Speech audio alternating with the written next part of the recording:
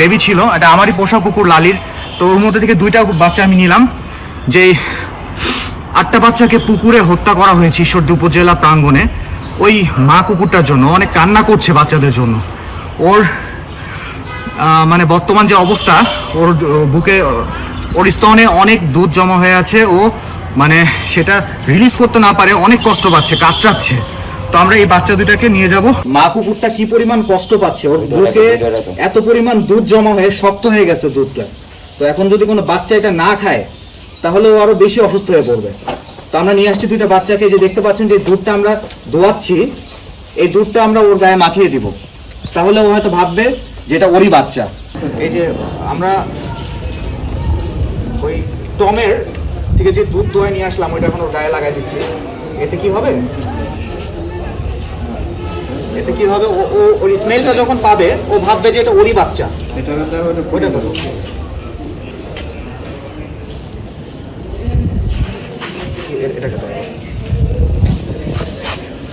মুখে দাও, মুখে দিলে মুখটা শুকবে, জিভাটা সাইডে।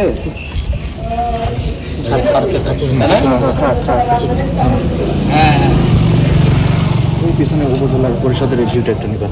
আমরা আরেকটি হৃদয় বিদারক মুহূর্তের সম্মুখীন হয়েছি। যে কুকুরটার 8টা বাচ্চা পানিতে ফেলে হত্যা করা হয়েছে বস্তায় বেঁধে, তো তার আমরা আসলে সুষ্ঠু বিচার পেয়েছি। সে অলরেডি জেলখানায়। তো তার এই যে কুকুরটা আসলে স্তনে অনেক দুধ জমা হয়ে থাকায় অনেক কষ্ট পাচ্ছিল গতকাল থেকে।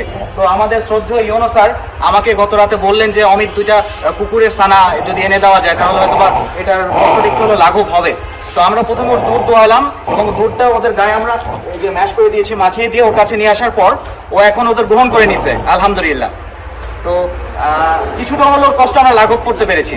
তো আমরা যখন এই বিষয়টা আসলে যখন অনুভব করি যে বাচ্চাটা কুকুরে আছে, সেক্ষেত্রে আমরা ঈশ্বরদের ব্যাপারে অমিত সাহেবকে বলি যে দুটা শিশু বাচ্চা যদি ব্যবস্থা করা যায় কুকুরের, যাতে দুধটা সে দিতে পারলে বা অ্যাডজাস্ট হয়ে গেলে আমার মনে হয় সেই সুস্থ হয়ে যাবে। এই উদ্দেশ্য থেকে আসলে এটা করা। তো এই জন্য আসলে ঈশ্বরদের ব্যানারে যারা করেছেন, সবাই যারা কষ্ট করেছেন সবাইকে ধন্যবাদ। এবং আমরা এটা যেন ইয়ে করা হয়, অ্যাডজাস্ট হয়, এটা আমরা টেক কেয়ার করার ব্যবস্থা করবো।